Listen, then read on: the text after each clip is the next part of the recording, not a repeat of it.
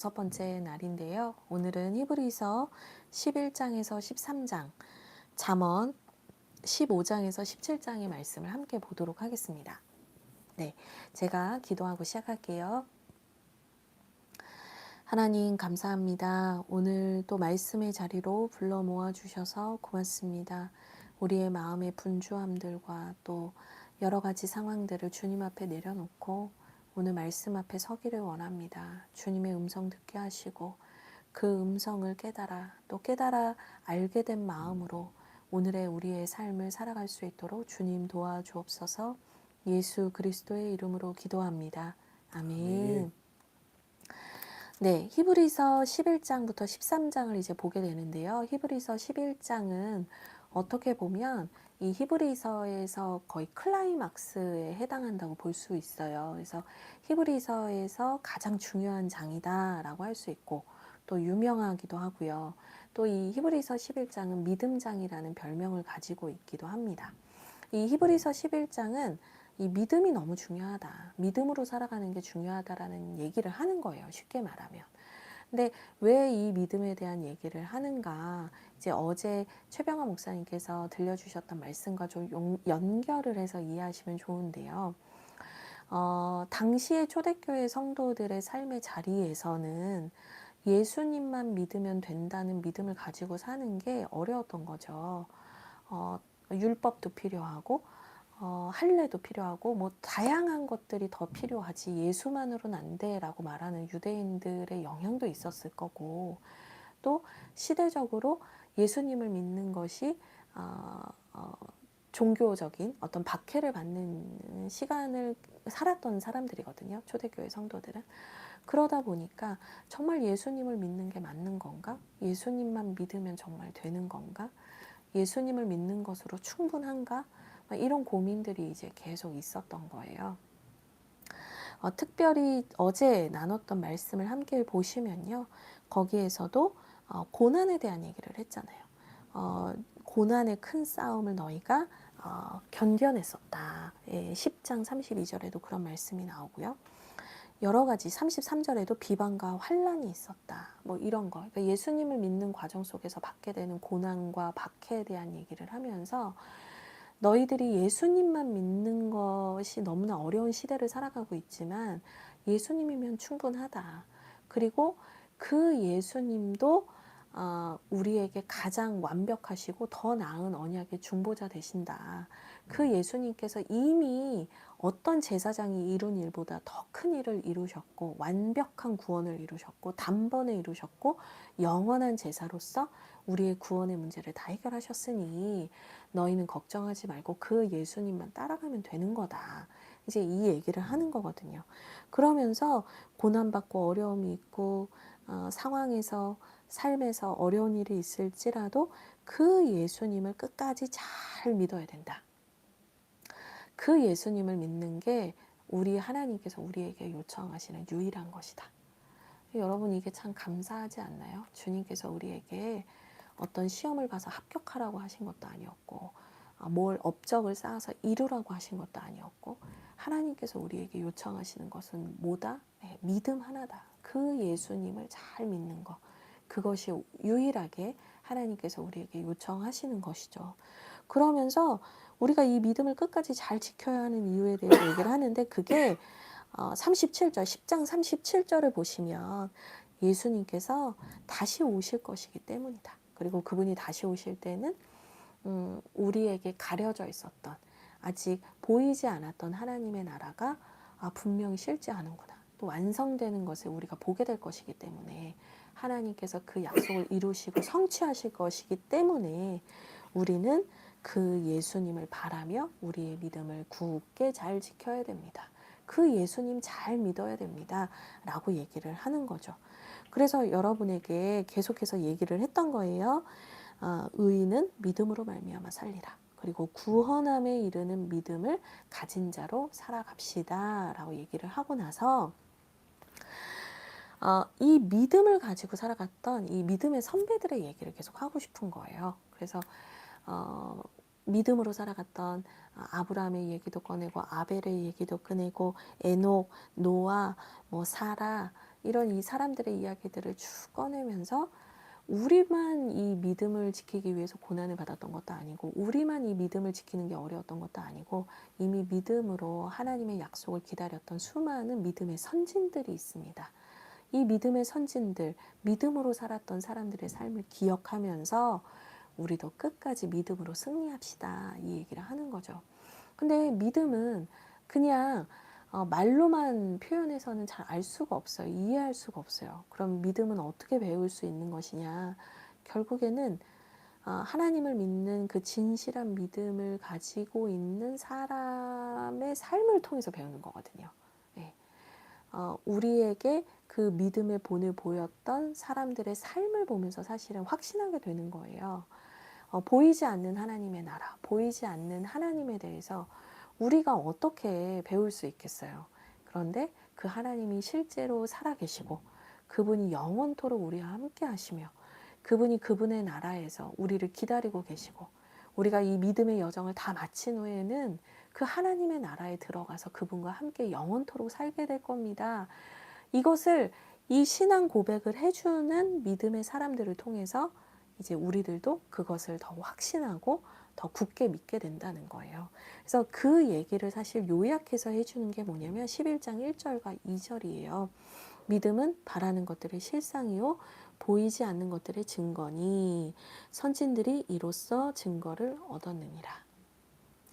믿음은 우리가 소망하고 궁극적으로 하나님께서 완성하실 그 하나님의 나라, 소망하는 것, 기다리고 있는 것들, 그것을 그것이 성취되는 날까지 우리를 이끌어가는 것이 곧 믿음이고, 또 믿음은 보이지 않는 것들의 증거다. 보이지 않는 세계, 보이지 않는 하나님이 분명히 존재하시고 그분께서 그분의 나라로 우리를 초청하신다라는 것을 믿습니다 라고 이제 고백하는 이 사람들을 통해서 하나님은 우리에게 믿음을 가르쳐 주시는 거죠. 그래서 계속해서 사람에 대한 얘기를 하는 거예요. 6절은 되게 중요한 구절이니까 한번 읽어보면 좋을 것 같은데요. 믿음이 없이는 하나님을 기쁘시게 하지 못하나니 하나님께 나아가는 자는 반드시 그가 계신 것과 또한 그가 자기를 찾는 자들에게 상 주시는 이심을 믿어야 할지니라. 아멘. 그래서 믿음이 없이는 하나님을 기쁘시게 하지 못한대요. 이 믿음, 하나님을 계속해서 기대하고 바라는 이 믿음, 그리고 하나님께서 완성하시고 성취하실 것을 바라는 믿음, 이 믿음을 가지고 나아가는 자들에게 하나님께서는 반드시 상 주시는 분이다. 하나님은 반드시 그 믿음의 싸움을 하는 이들에게 하나님께서 예비하신 축복과 은혜들을 허락하신다라는 얘기를 계속해서 해줍니다. 그래서 아브라함도 그 하나님을 믿으면서 나아갔고요. 사라도 다양한 또 믿음의 사람들이 그렇게 살았다라는 얘기를 하고 있습니다. 네, 16절은 좀 함께 읽어보면 좋을 것 같은데요. 16절 말씀도 같이 읽어보도록 하겠습니다. 그들이 이제는 더 나은 본향을 사모하니 곧 하늘에 있는 것이라. 이러므로 하나님이 그들의 하나님이라 일컬음을 받으심을 부끄러워하지 아니하시고 그들을 위하여 한 성을 예비하셨느니라. 아멘. 결국에는 믿음의 사람들이 계속해서 바라고 소망했던 것들은 단순히 내 삶의 자리에서 오늘 내가 살아가고 있는 삶의 자리에서 하나님이 약속하신 것들이 성취되는 것 그 수준이 아니라 더 궁극적으로 마지막 때에 완성될 하나님 나라를 모두가 바라보고 기다리고 있었다라는 얘기를 해요. 그래서 예수 그리스도께서 이 땅에 오셔서 우리에게 주신 구원을 보면 하나님은 반드시 약속을 지키시는 분이잖아요. 동일하게 하나님께서는 예수님을 보내셔서 그 구원의 약속을 이루어 주신 것처럼 우리에게 그 하나님의 나라가 완성될 때 그 하나님의 나라에 들어가게 하시고 영원한 그 기쁨의 나라에서 우리로 하여금 살게 하실 거라는 소망을 사람들은 다 가지고 있었던 거죠. 그래서 어떻게 보면 우리가 바라고 소망하는 그 하나님의 나라는 단계적인 것 같아요. 처음에는 내 삶에서 내가 간절히 원하고 바라는 것들이 하나님의 응답으로 이루어지는 경험을 하게 되고 또 그 다음에는 예수 그리스도의 구원을 더 깊이 경험하게 되고 그 다음에는 그 예수님께서 이뤄놓으신 구원을 넘어서서 영원한 하나님 나라, 우리가 장차 가게 될 그 하나님 나라에 대한 더 큰 소망으로 우리의 소망도 커지겠죠. 믿음도 자라는 거죠. 우리의 소망이 커지는 만큼 우리의 믿음도 자라는 것 같아요. 그래서 믿음의 사람들은 결국에는 자신의 삶의 자리에서 믿음으로 살아간 사람이었을 뿐만 아니라 궁극적으로 그 하나님 나라를 사모하고 바라보면서 살았던 사람들입니다. 그리고 오늘 이 말씀은 우리에게도 주는 거죠. 오늘 우리가 살아가는 삶의 자리에서 그냥 단순히 견뎌내고 인내하는 것 수준으로 믿음을 가지고 지켜내는 것이 아니라 우리도 궁극적으로 나중에 도착하게 될, 다다르게 될 그 하나님의 나라를 꿈꾸며 바라며 우리의 믿음의 여정을 계속해서 이어서 가야 하는 것 같아요. 예, 믿음으로 계속 이 말이 이어집니다. 예, 그러면서 이 믿음으로 하는 이 이야기들의 쭉 끝까지 오면은요, 이런 얘기를 하거든요. 32절인데요. 내가 무슨 말을 더하리요. 기드온, 바락, 삼손, 입다, 다윗 및 사무엘과 선지자들의 일을 말하려면 내게 시간이 부족하리로다. 이렇게 얘기를 하면서 믿음으로 살았던 사람들, 하나님을 향한 그 고난 중에도 하나님을 향한 믿음을 지켰던 사람들, 그리고 궁극적으로는 하나님의 나라를 향하여서 살았던 사람들은 제가 열거할 수 없을 정도로 정말 많습니다. 그 사람들이 바보여서 그렇게 살았던 것이 아닙니다. 그 사람들이 어리숙해서 그렇게 살았던 것이 아닙니다. 그 사람들이 정말 하나님이 살아계시고 하나님이 실제하시고 또 하나님의 나라는 분명히 있다는 것을 그들은 믿었기 때문에 이렇게 살았던 겁니다. 이 믿음의 사람들의 모습을 보면서 또 누군가는 또 믿음을 이어가겠죠. 여러분도 그 믿음을 이어가셔야 됩니다. 예수님만으로 충분하냐라고 막 말하면서 우리의 믿음을 흔드는 사람 때문에 우리의 믿음이 흔들려서는 안 됩니다. 우리는 그 대제사장이신 예수님을 붙들고 우리의 믿음의 여정을 반드시 완주해야 됩니다. 이제 이 얘기를 계속해서 하게 됩니다. 그래서 어떤 어려움이 있어도 여러분 믿음을 지키세요라는 얘기를 결국에는 이 36절 이하부터 또 계속 하시는 거예요. 그래서 뭐 조롱이 있고 채찍질이 있고 결박을 받기도 하고 옥에 갇히는 시련도 있고 돌로 치는 것과 같은 고통을 받기도 하고 점점점 하면서 궁핍과 환난과 학대를 받는 그런 일들이 있었고 있을 수 있고 앞으로 우리도 그런 일을 겪을 수 있겠지만 그러나 그럼에도 불구하고 우리 믿음으로 살아야 합니다. 38절 이런 사람은 세상이 감당할 수 없는 사람입니다. 이런 믿음의 사람으로 살아가는 것이 오늘 우리 주님께서 대제사장이신 우리 구주 예수 그리스도께서 우리에게 요청하시는 유일한 것입니다. 믿음을 우리에게 원하십니다. 이제 이 얘기를 하는 거죠. 네, 그래서 12장은 이 믿음에 대한 반응, 이 결단을 요청하는 거예요. 그래서 12장 1절에서 2절 같이 읽어보겠습니다. 이러므로 우리에게 구름같이 둘러싼 허다한 증인들이 있으니 모든 무거운 것과 얽매이기 쉬운 죄를 벗어버리고 인내로써 우리 앞에 당한 경주를 하며 믿음의 주요 또 온전하게 하시는 이인 예수를 바라보자. 그는 그 앞에 있는 기쁨을 위하여 십자가를 참으사 부끄러움을 개의치 아니하시더니 하나님 보좌 우편에 앉으셨느니라. 아멘.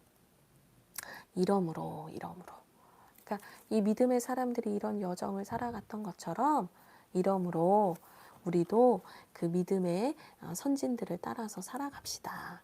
구름같이 허다한 증인들을 보면서 우리도 이 믿음의 릴레이를 계속 이어나갑시다 라고 얘기를 하는 거예요. 근데 이제 여기서 아주 중요한 단어를 쓰죠. 경주로 한단 말이에요. 신앙의 여정을 가는 걸 경주라고 표현을 해요.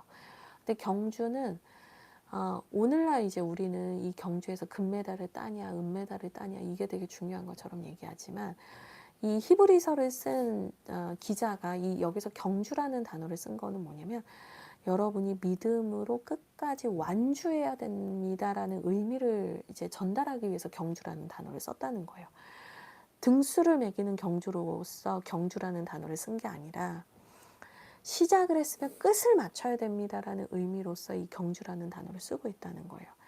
우리가 11장에서 봤던 수많은 믿음의 사람들처럼 그들이 마지막 순간까지 믿음으로 살고 믿음으로 죽었던 것처럼 우리도 믿음의 완주를 해야 되는 것입니다. 우리도 그렇게 이 바톤을 이어받아 갑시다 라고 얘기를 하는 거죠. 근데 이제 경주를 하려면 무거운 것과 얽매이기 쉬운 죄를 벗어버려야 된대요. 예, 그러니까 가방 짊어지고 이거 짊어지고 저거 짊어지고 잠깐은 갈 수 있겠죠. 근데 완주는 하기 어렵단 말이에요. 결국에는 우리가 메고 있는 모든 짐, 우리가 메고 있는 짐에 얽어매고 있는 우리를 무겁게 하고 우리를 계속 하나님 나라를 향해서 가지 못하게 하는 그 모든 것들을 계속 벗어 던져야 결국에는 완주하게 된다는 거예요.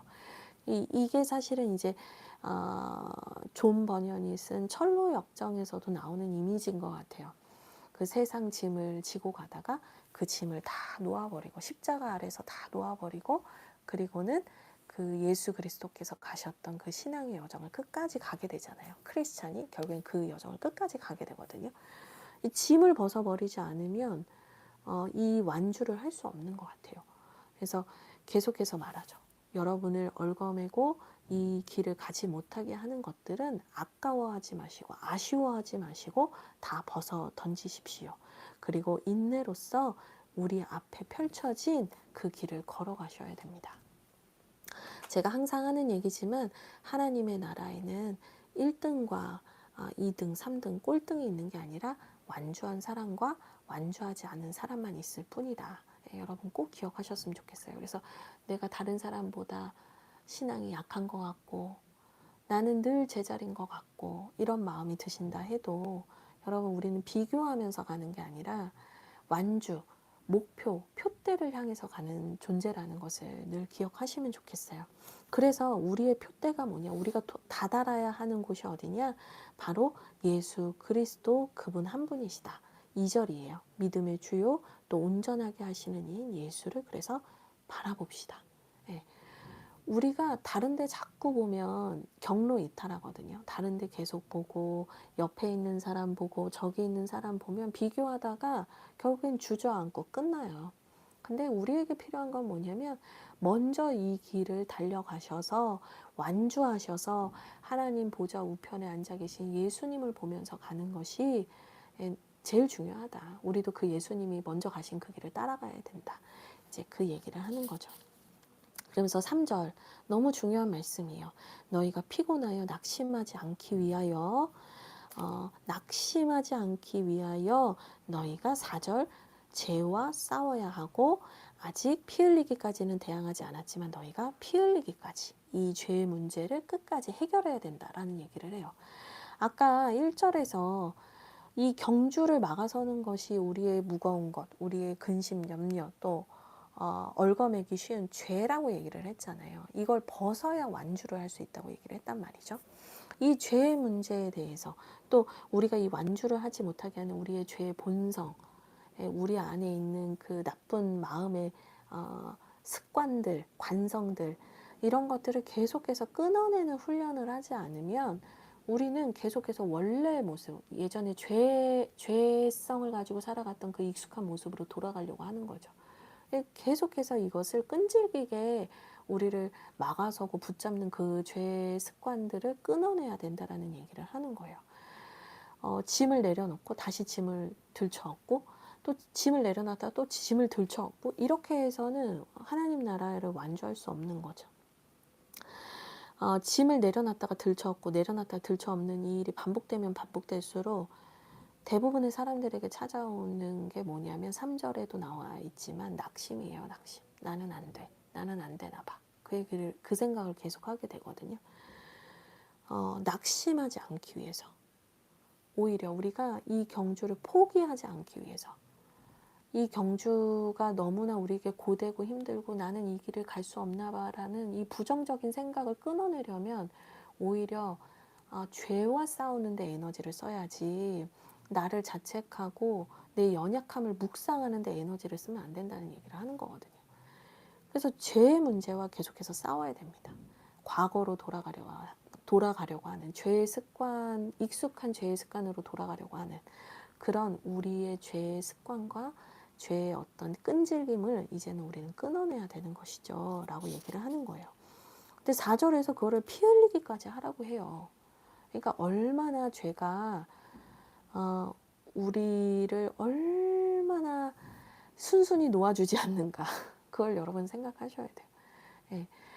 하나님께서 독생자 아들을 보내주시고 그 독생자 아들께서 처참하게 죽으실 정도로 죄는 끔찍한 거예요. 죄는 끔찍하고 죄는 강력하고 죄는 더럽고 죄는 추악한 거예요.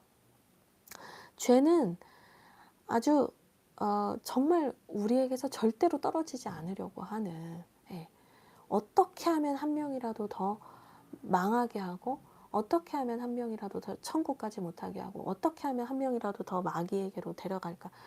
이 마귀는 죄를 계속 불러일으켜서 우리를 넘어뜨리게 하려고 하거든요.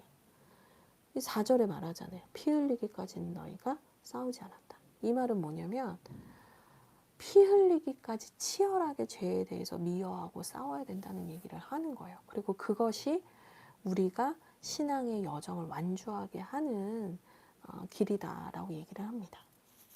그러면서 5절부터는 주님의 징계하심에 대한 얘기를 하는데요.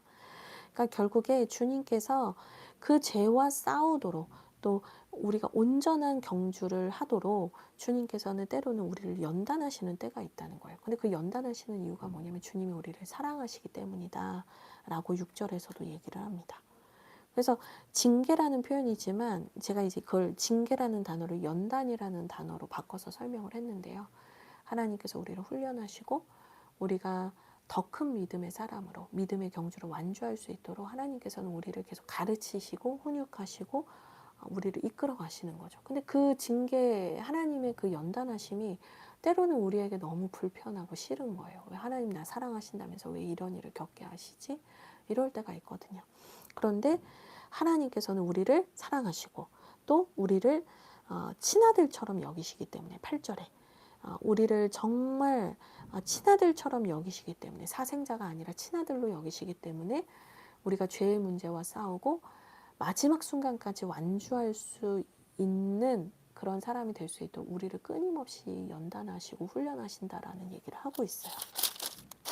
저는 이 말씀을 개인적으로 참 많이 묵상을 했었는데요. 제가 신앙의 훈련을 받고 제자 훈련을 받을 때마다 포기하고 싶을 때마다, 내려놓고 싶을 때마다, 이게 맞나라는 의심이 들 때마다 이 히브리서 12장 말씀을 참 많이 읽었던 것 같아요. 그래서 이 시간은 괴롭고 이 시간은 너무나 힘든 것 같지만 결국에 이 시간을 통과해서 하나님이 허락하시는 순전한 기쁨과 평안을 누리고 싶다라는 기도 제목으로 평생을 달려왔던 것 같아요.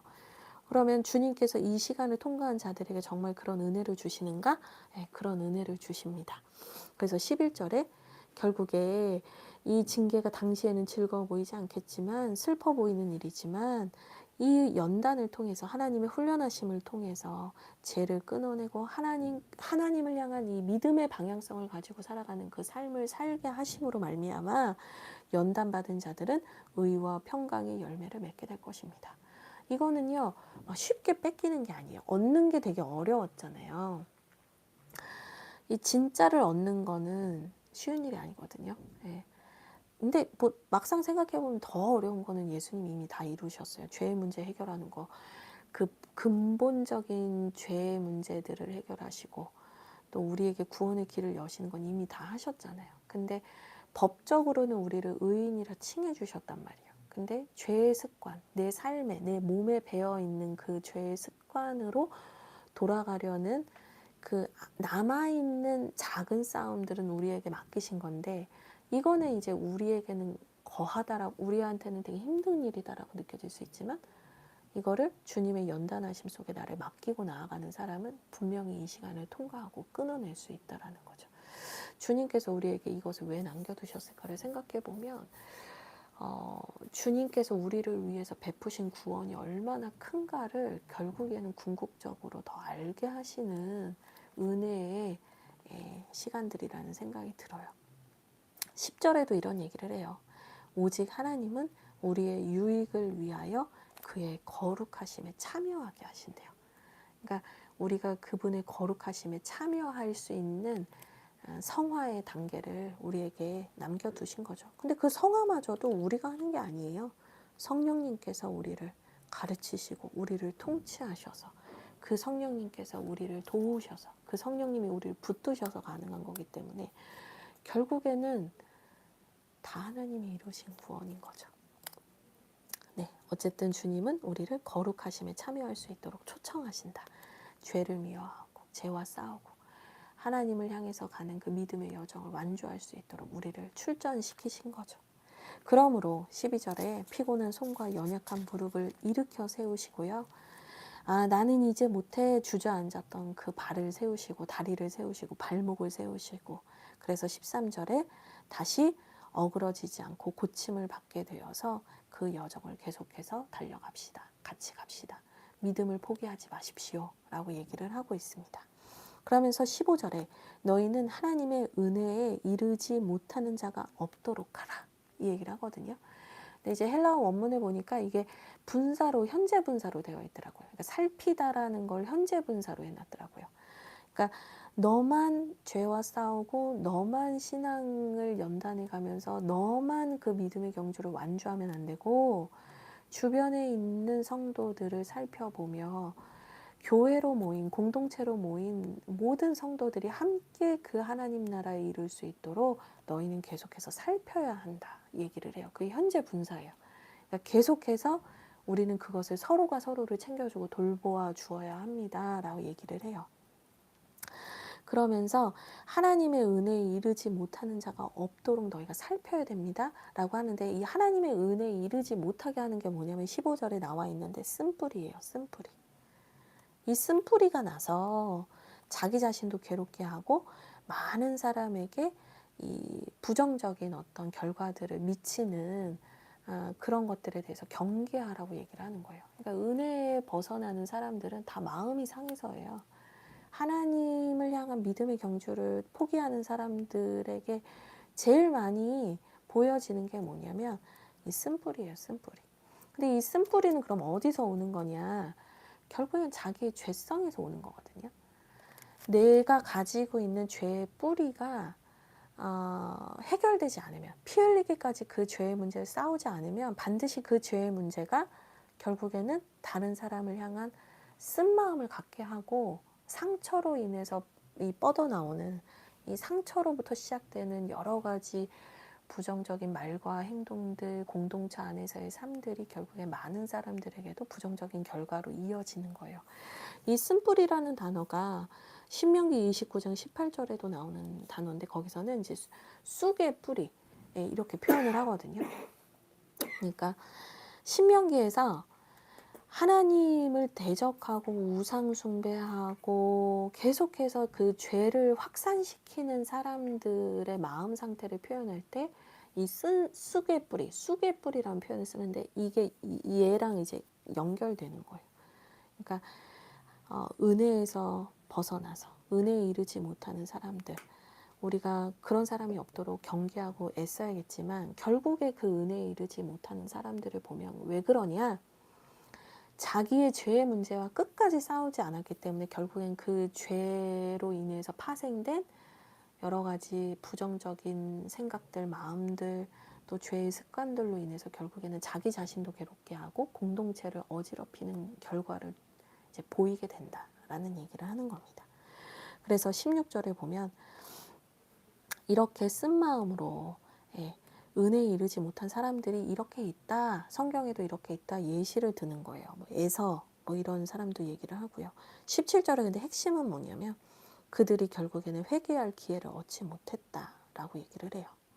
그러니까 그 마음에 그 죄의 문제를 온전히 치열하게 싸우지 않으면 결국에 그게 상처가 되고, 상처가 오해를 불러일으키고, 오해를 불러일으키면 그게 관계를 깨트리고, 관계를 깨트리면 공동체가 깨지고 막 이렇게 확산되는 거죠.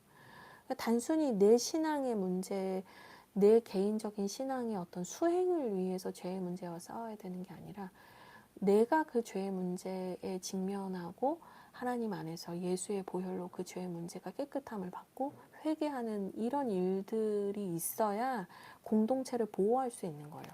그래서 자기 자신의 죄의 문제는 자기가 숨겨두면 괜찮을 거다라고 생각하지만 전혀 그렇지 않아요. 교회는 유기적으로 연결되어 있기 때문에 절대로 그렇지 않거든요. 내가 내 죄의 문제와 싸우는 것은 나에게도 유익이지만 결국에는 공동체 안에도 유익이 돼요. 그래서 이 죄의 문제를 직면하고 싸우는 과정이 개인에게도 꼭 중요하지만 어떤 성숙한 공동체를 완성해 가는데, 하나님의 몸된 교회를 완성해 가는 데 있어서도 그 죄의 문제를 인지하고 인정하고 회개하는 이런 역사들이 같이 필요해요. 그게 예를 들면 뭐 평양 대부흥 운동이나 교회 역사에서 부흥이 있었던 시점에는 이게 공동체적으로 다 같이 일어나거든요. 그래서 중요한 것은 우리가 그 믿음의 여정을 완주하기 위해서 죄와 싸워야 할 것이고 하나님의 연단하심을 기쁘게 받아들여야 할 것이며, 그 은혜에 이르지 못하는 자가 없도록 우리가 서로를 살펴봐야 합니다. 다만 그 부분에서 벗어나서 쓴뿌리를 가진 자가 있다면 그거는 이제 악영향을 미치기 때문에 그거는 이제 너무나 또 우리가 단호하게 또 보아야 하는 부분이 있어요. 네. 어쨌든 28절이 중요한데요. 그러므로 우리가 흔들리지 않는 나라를 받았은즉 은혜를 받자. 여기서 15절에 나오는 은혜, 하나님의 은혜랑 28절의 이 은혜가 같아요. 카리스라는 단어거든요. 그러니까 그 하나님의 은혜, 완주하는 은혜에 이르도록, 죄의 문제를 벗어 던지는 그 은혜에 이르도록 우리가 계속해서 나아가야죠. 네, 13장은 보시면 이제 그 믿음의 선진들의 본을 11장에서 얘기했고 12장에서는 우리가 이제 그러니까 우리가 이제 믿음으로 사는 걸 결단합시다. 이걸 12장에서 얘기했고 13장에서는 믿음으로 사는 삶은 그럼 구체적으로 어떻게 사는 겁니까? 적용을 어떻게 해야 됩니까? 13장은 적용장 이렇게 보시면 돼요. 1절에 형제 사랑하기를 계속하고 2절 손님 대접하기를 잊지 마세요. 이 믿음으로 사는 거라는 거예요. 믿음의 결과라는 거예요. 믿음이 적용된 삶은 이렇다는 거예요. 우리가 생각하는 거랑 좀 다르죠. 그리고 3절에 너희들이 갇힌 자를 생각하고 또 학대받는 자들을 돌보고, 이런 이제 계속해서 사람들을 이웃을 사랑하고 섬기고 주변의 이들을 챙기는 것들, 이게 곧 믿음의 삶이다라고 얘기를 하고 있습니다. 4절에서는 또 결혼 생활을 더럽히지 않는 것, 음행하지 않는 것, 간음하지 않는 것, 가정을 지키는 게 곧 믿음을 지키는 거다라고 얘기를 하고 있는 거예요. 그리고 5절 돈을 사랑하지 말고 있는 바를 족한 줄로 알라. 그래서 결국에는 우상을 섬기지 말라는 건데, 뭐 옛날이나 지금이나 사람들에게 가장 매력적인 우상이 성적인 것과 돈인 것 같아요. 맘몬이라고 하잖아요. 그러니까 그런 다른 것들을 사랑하지 말고 믿음으로 하나님 한 분만 사랑하시고, 하나님이 허락하신 가정과 하나님이 허락하신 공동체와 하나님이 허락하신 내 주변의 이웃들을 사랑하십시오. 이제 이 얘기를 하는 거죠. 그러면서 7절에 하나님의 말씀을 너희에게 일러주고 너희를 인도하던 자들을 생각하며 그들의 행실의 결말을 주의하여 보고 그들의 믿음을 본받으라. 그래서 여기에서 본받으라고 하는 건 11장에서 말하는 그 믿음의 선조들, 선진들을 본받으라 이 뉘앙스보다는 교회의 리더십들을 잘 순종하고 따라가라는 맥락이 있어요. 그래서 이게 결국에 어디에도 나오냐면 17절에도 나오거든요. 그래서 16절은 선을 행하고 나눠주고 사람들 잘 섬기세요 이 얘기하잖아요. 그러니까 이 16절이 13장 1절부터 이어지는 앞부분의 내용을 요약해 주는 거고, 그 다음에 7절부터 있는 요 내용은 17절에서 요약을 해주는 거예요. 그래서 이걸 어떻게 구조를 이해하시면 되냐면 13장 1절부터 하고 싶은 이 믿음이 적용된 삶에 대한 예시를 길게 얘기를 해줘요. 이 첫째는 이렇게 하셔야 되고 둘째는 이렇게 하셔야 됩니다. 그리고 나서 16절로 가서 15절 이제 그러므로를 보시면 되는데, 그러므로라는 말 다음에 이제 이어지는 부분은 첫째, 둘째를 그냥 요약해 준 거예요. 첫째는 이렇습니다. 둘째는 이렇습니다. 얘기하고 15절에 그러므로 여러분 기억하시죠? 첫째는 이거였고 둘째는 이거였잖아요. 이 얘기를 하는 거거든요. 그러니까 7절에서 이 목회자들의 삶을 여러분을 섬기는 교회 지도자들을 잘 본받고 따라오시고 또 그들을 잘 믿어주고 섬겨주십시오. 이 얘기도 같이 당부처럼 하는 거예요. 17절에도 그래서 보면 너희를 인도하는 자들에게 순종하고 복종하라. 그들은 너희 영혼을 위하여 경정하기를 자신들이 청산할 자인 것 같이 하느니라. 그들로 하여금 즐거움으로 이것을 하게 하고 근심으로 하게 하지 말라. 그렇지 않으면 너희에게 유익이 없다. 이 얘기를 하는데요. 그러니까 목회자를 신뢰하고 그들을 잘 순종함으로 따라가야 합니다. 그것이 믿음을 지키는 여정에 매우 중요한 요소입니다라는 얘기를 하는 건데 목회자로 하여금 근심하게 하지 말래요. 목회자 속썩이지 말라는 얘기가 말씀에 근거가 있습니다. 그래서 여러분을 위해서, 여러분의 삶을 위해서 자신이 청산할 자인 것 같이 한대요. 자신이 그 일의 당사자인 것처럼 기도하고 고민하는 게 목회자니까 그 목회자를 믿고 따라와 주십시오. 이런 얘기를 하는 거죠. 예. 그리고 나서 9절, 여러 가지 다른 교훈에 끌리지 말라. 마음은 은혜로서 굳게 함이 아름답다. 네. 그러면서 14절에 영구한 도성이 없으므로 장차 올 것을 찾나니 그러므로 우리는 예수로 말미암아 항상 찬송의 제사를 하나님께 드리자.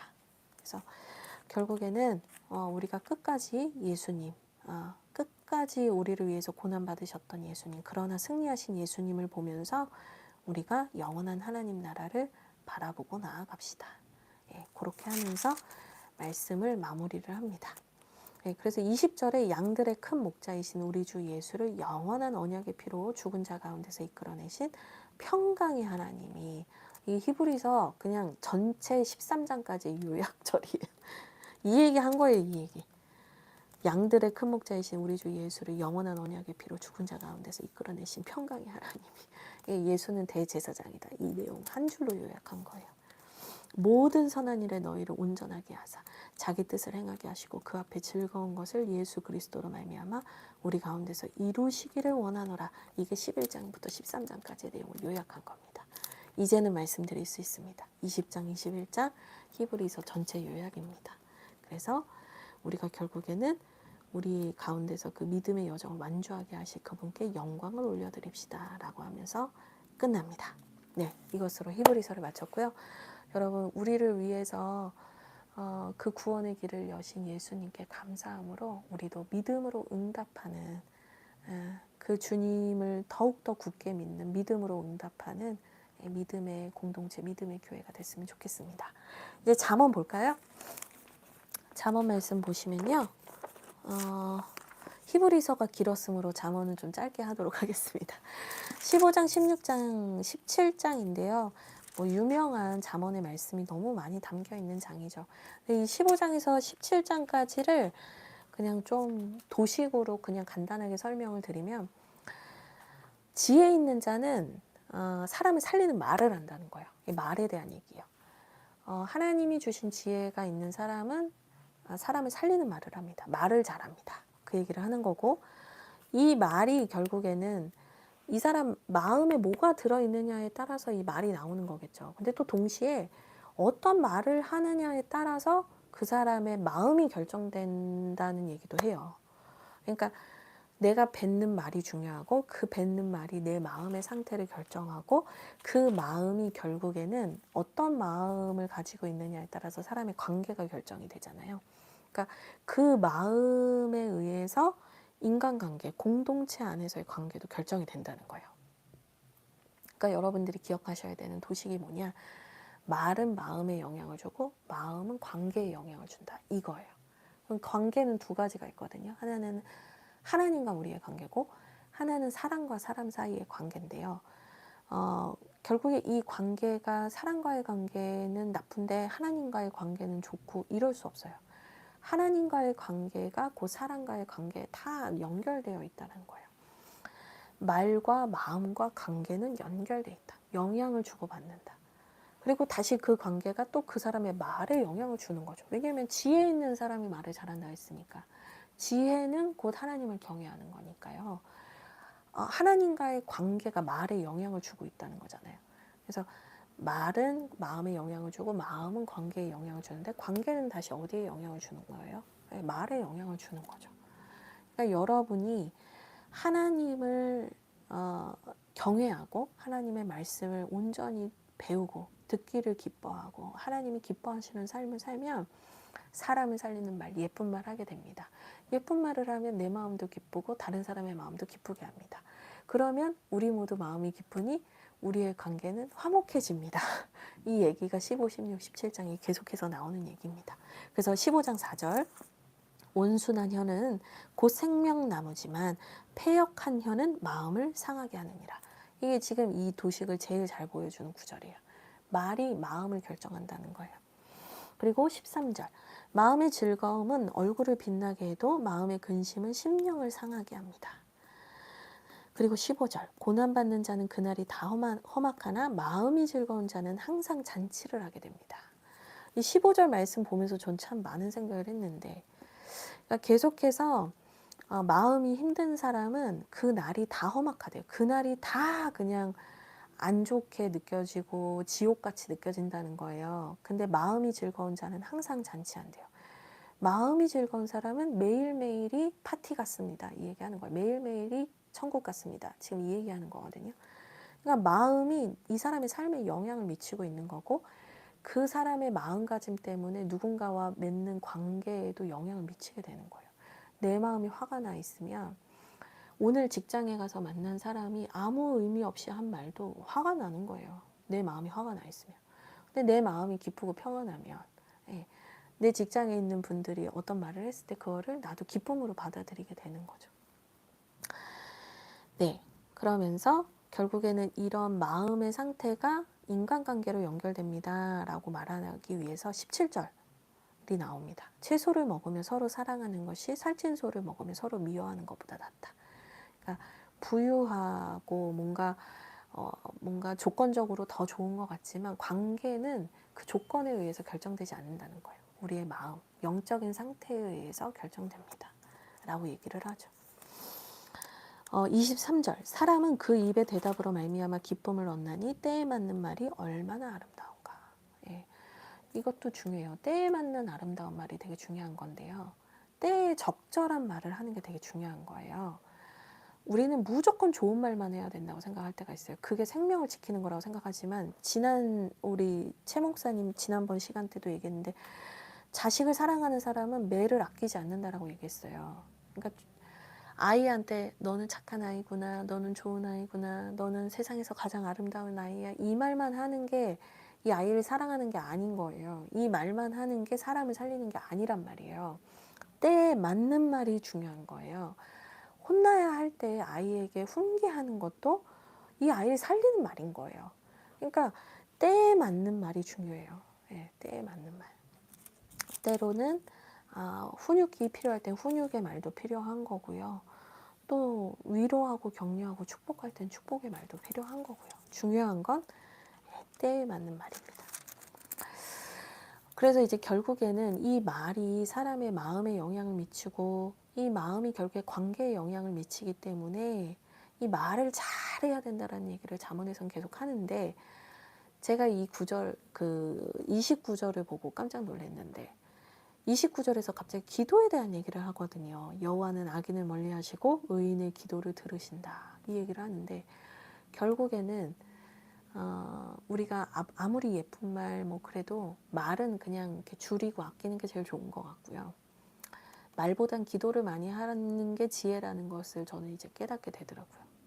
우리가 세상에서 살면서 때에 맞는 말, 또 그 상황과 환경에 적절한 말, 또 하나님이 영감을 주셔서 감동을 주셔서 하는 말은 되게 사람을 살리기도 하고 유익한 것 같아요.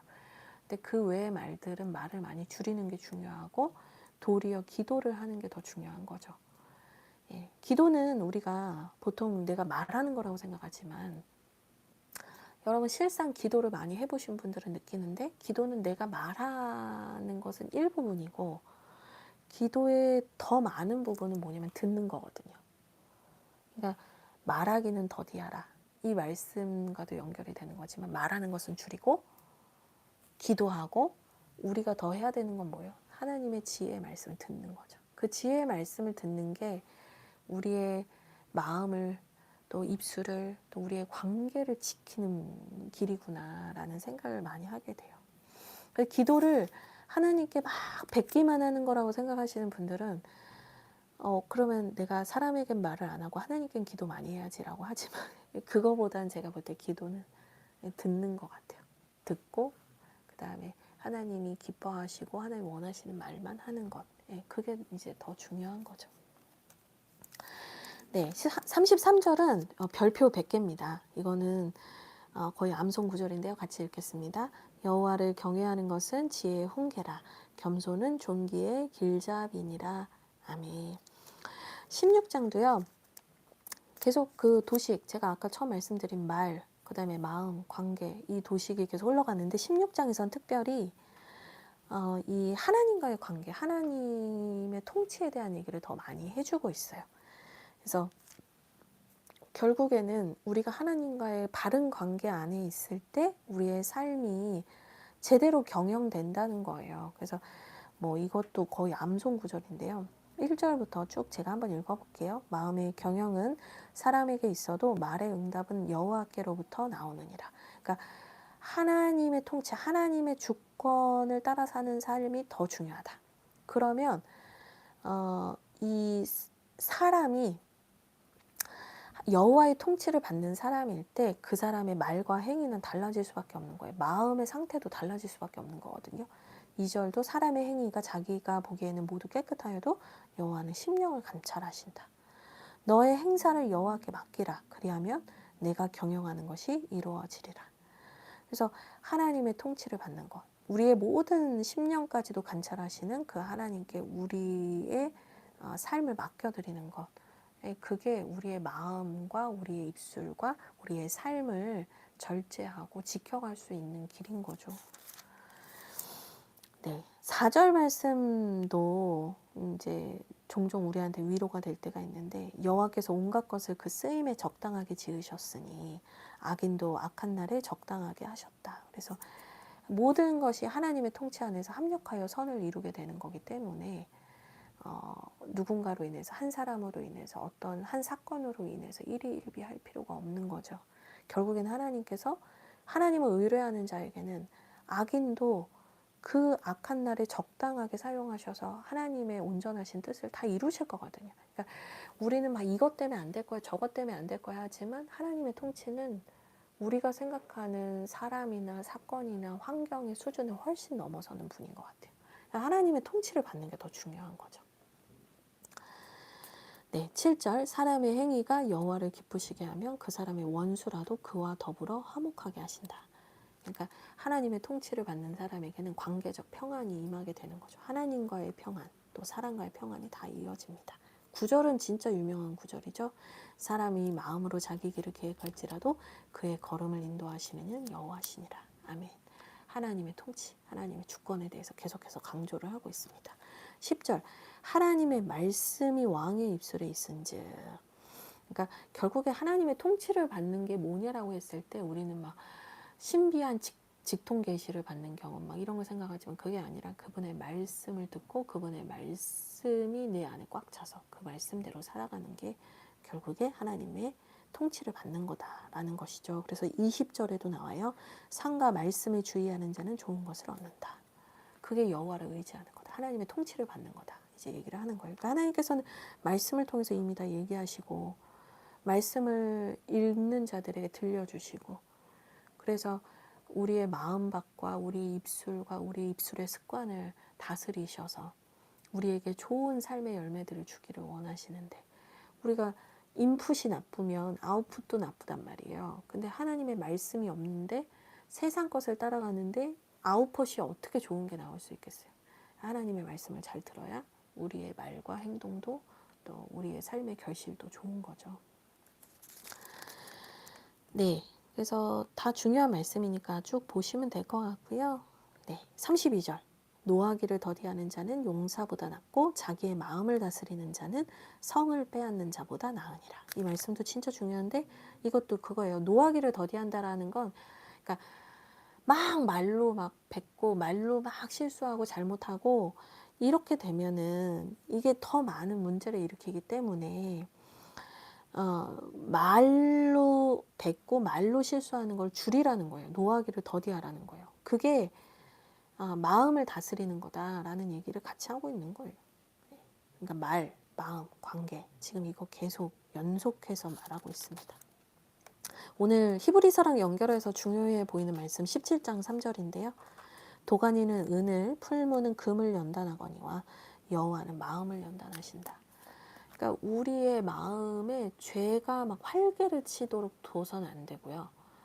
내 옛 습관이 활개를 치도록 둬서도 안 되는 거예요. 계속해서 우리의 마음을 정결하게 하고 깨끗하게 하고 말씀 앞에서 불의한 것들, 잘못된 것들을 끊어내는 훈련들, 이런 게 되게 중요한 거죠. 그러면서 또 10절 말씀도 좀 보면 좋겠는데요. 한마디 말로 총명한 자에게 충고하는 것이 매 100대로 미련한 자를 때리는 것보다 더 깊이 박힌다. 이거는 알아들을 수 있는 사람에게, 그러니까 그 하나님의 지혜를 깨닫고 또 듣기를 원하는 자에게 가르치는 게 맞다. 근데 회초리를 100대로 때려도 깨닫지 못하는 자에게 말하는 거는 사실은 유익하지 않다. 이제 이런 얘기를 하는 거죠. 12절은 그래서 더 재밌는 표현이 나와요. 차라리 새끼 빼앗긴 앙곰을 만날지언정 미련한 자를 만나지 마라. 이건 되게 미련한 자들에게 되게 기분 나쁠 수 있는 말인데, 새끼 빼앗긴 앙곰이 어떤 상태인지 아세요, 여러분? 배고픈 곰도 엄청 무서운 건데 새끼 빼앗긴 앙곰은 거의 뭐 정신이 나간 거거든요. 막 포악하기가 이를 데가 없는 건데, 차라리 새끼 빼앗긴 앙곰을 만날지언정 미련한 자는 만나면 안 된대요. 그러니까 하나님의 말씀을 안 듣는 것이 단순히 미련한 게 아니라 그렇게 고집스럽고 완악한 것이 예수 그리스도가 십자가에서 피를 흘려서 돌아가셨음에도 불구하고 회개하지 않는 것과 연결되는 거예요. 듣는 것이 얼마나 중요한 건가. 하나님의 말씀을 듣고 회개하고 돌이키고 하나님의 말씀대로 살려고 하는 게, 이게 진짜 중요한 거예요. 근데 미련한 자는 그렇게 할 마음이 없다는 거죠. 네. 그래서 뭐 다른 말씀 다 읽어보시면 될 것 같아요. 네. 그래서 어쨌든 말이 중요합니다. 그리고 말은 마음의 밭을 형성합니다. 마음은 관계를 맺는데 가장 결정적 역할을 하죠. 그래서 여러분들이 하나님의 말씀을 듣고 하나님의 통치를 받으셔서 하나님과의 관계를 잘 이어가시고, 그것이 여러분에게 좋은 말로 또 여러분의 마음을 지키는 일로 잘 선하게 순환될 수 있도록 여러분들이 늘 말씀을 가까이 하시면 좋겠습니다. 네, 오늘은 좀 분량이 많았어요. 3장씩 다 하다 보니까 좀 분량이 길었지만 또 끝까지 잘 함께 해주셔서 감사합니다. 오늘 말씀 보시고 꼭 기도하시면서 주신 말씀 붙들고 기도하시고 주무시면 좋겠습니다. 네, 오늘 이것으로 마치고요. 내일 최병화 목사님과 함께 하도록 하겠습니다. 제가 기도하겠습니다.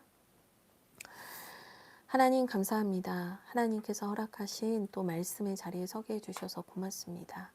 하나님, 우리가 믿음으로 살아가는, 믿음의 선진들처럼 믿음으로 살아가는 주님의 백성들이 되게 해주시고, 또 그 믿음이 적용된 삶이 개인의 삶을 심취하는 것이 아니라 하나님의 나라와 교회를 위해 또 우리에게 맡겨주신 사람들을 잘 섬기는 것임을 기억하게 해주십시오.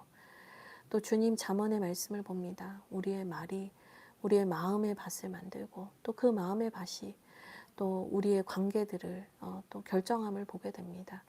하나님 지혜 주셔서 하나님의 말씀을 더욱 듣게 하시고 말은 줄일 수 있게 해주시며, 우리가 뱉는 것보다 좋은 것을 듣는 데 시간을 많이 쓰게 해주시고, 하나님의 통치 가운데서 우리의 입술을, 우리의 혀를 제어할 수 있도록 주님 함께하여 주시옵소서.